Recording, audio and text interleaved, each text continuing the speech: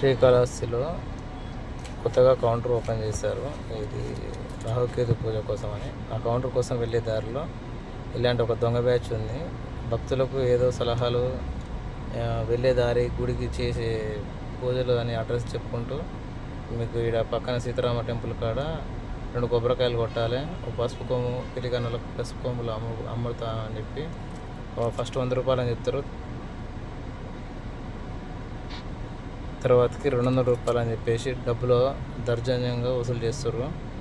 అక్కడ ఉన్న పోలీసులకు చెప్తే మాకు వీడియో ఆధారంగా కావాలి, మీరు ఎవరు తీసుకోమని చెప్పారు, మీరు మోసపోతే మాకేందని చెప్పేసి మాట్లాడారు. వచ్చే భక్తులకు విన్నపం, ఇలాంటి మోసగాళ్ళు చెప్పేది మోసపోకండి, చూసి జాగ్రత్తగా ఉండండి.